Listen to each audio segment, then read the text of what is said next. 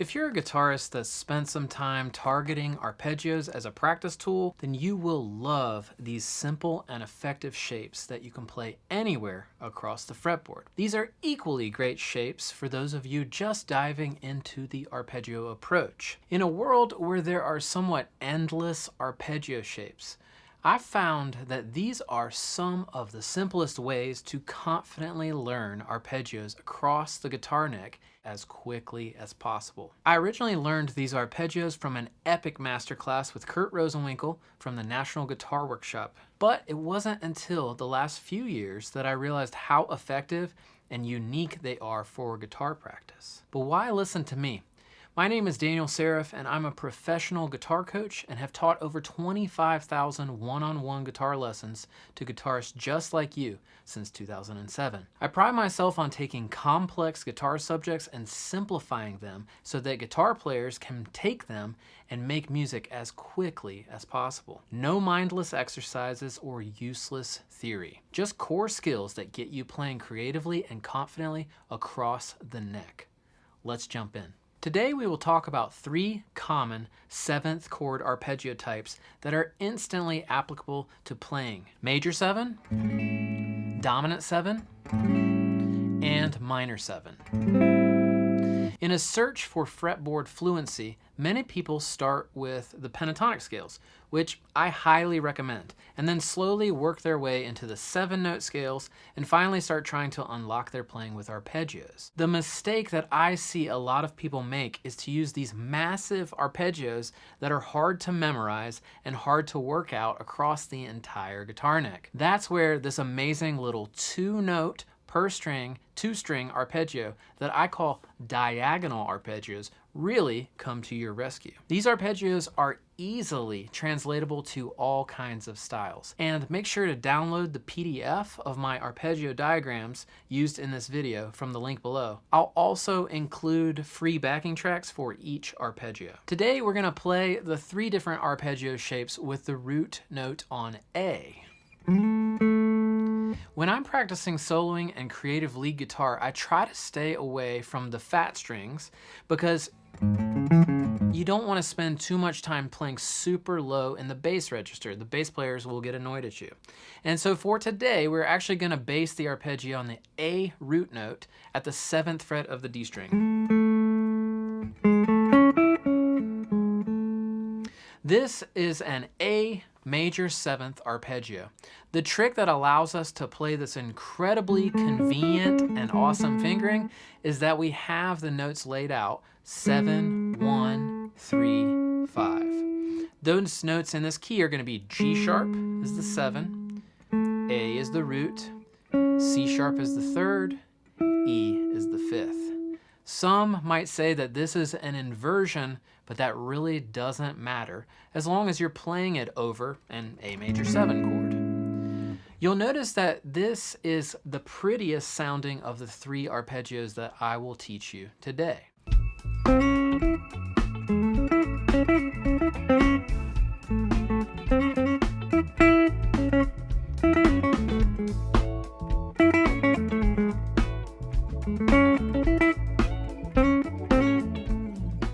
The coolest part about this arpeggio shape is that it's extremely easy to alter it and make it fit other chord qualities. So in order to take the major 7 arpeggio and make it into a dominant 7th, what we're going to do is we're going to take the 7th and lower it down a half step. In this case, for the A major 7 arpeggio, we've been playing G sharp as that major 7th. We're going to lower it down to a G natural. And what that's going to give us is G, A, C sharp, E.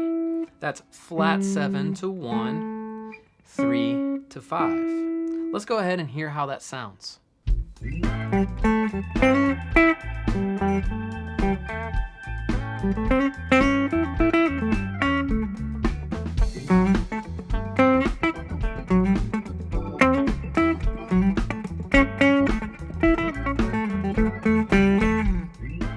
Make sure you stay to the end of this video because I'm going to show you how to add some fresh color to the shapes and play any of these arpeggio shapes crossing the entire guitar neck. And now for the sponsor of today's video.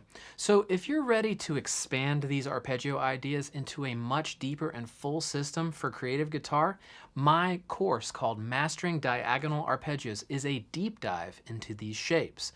Not only does it teach you how to play them across the entire guitar neck confidently, it helps you turn these boring arpeggio shapes into real music with targeted exercises that actually get you able to play them fluently and use them in improvisations and creative guitar solos. Grab your copy today and save 20% off by clicking the link below or using the code 2string arpeggio. As you'll notice, one really important technique to start applying to your playing as quickly as possible is adding some embellishments. We don't want you to get stuck in just playing the arpeggios up and down.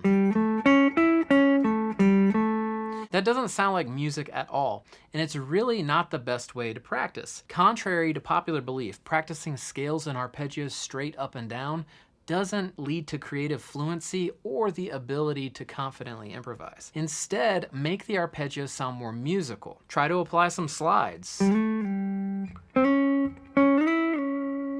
You might just use 1 or 2 fingers for those. Maybe some hammer-ons. These arpeggios are also equally convenient for pull-offs, and they sound great. As you can tell, these decorations make your arpeggios sound much more interesting. You can even target techniques like this within your practice over backing tracks. You might call it a constraint or limitation practice. This is the best way to get better at creative guitar soloing and improvisation. Let's look at the last arpeggio for today, the minor 7th arpeggio. Minor 7ths have such a great sound as both chords or arpeggios. They contain a 1, flat 3, 5, and flat 7. So that means we need to alter one more of the notes of the dominant 7 arpeggio, the 3rd. We'll lower the C sharp, the 3rd, down a half step, and that will give us this shape.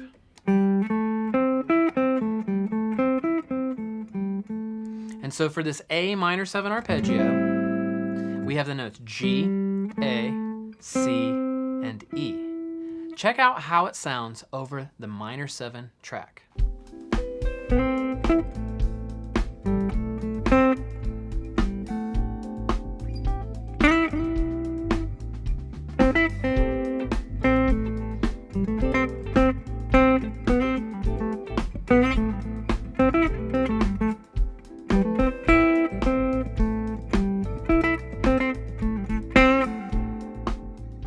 You'll notice that I even like to slide into the notes of the arpeggio just from 1 fret below. This is just a nice little decoration to make the notes sound more interesting, right? The arpeggio notes are the correct notes, but we want to make them sound more interesting by decorating them. Now these are sounding great, but let's see if we can stack them across the fretboard in 3 octaves to get much more use out of our entire guitar fretboard. With each of these shapes so far, we have the middle octave covered on the D and G strings, but we can take each shape and play them also on strings 6 and 5, and also on strings 2 and 1. The major 7 arpeggio, starting down on the 6th and 5th string, will be frets 4, 5, 4, 7, and that's on the 2 thickest strings. Then we have the middle 2 strings covered. That's 6, 7, 6, 9. And on the B and E strings, we have to shift up 1 fret due to the guitar tuning. And so we will play frets 9, 10, 9, 12.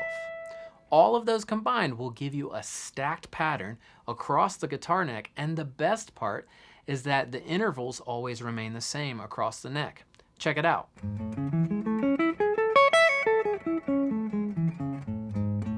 And let's hear it on the track.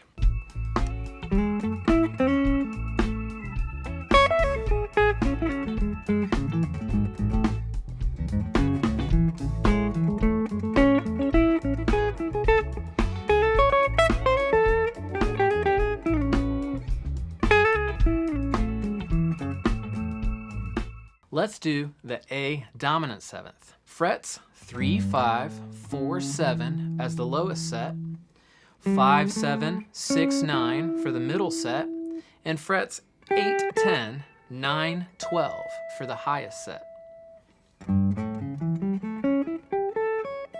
Let's hear it on the track.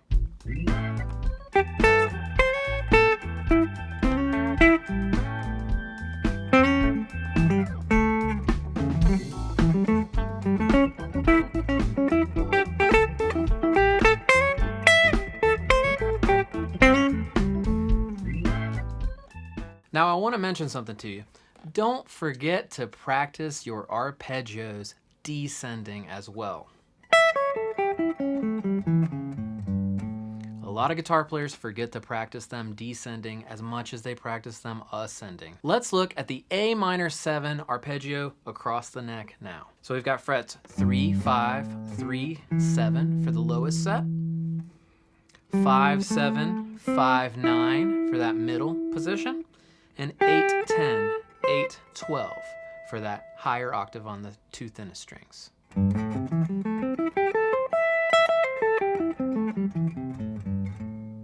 Let's hear it on the track.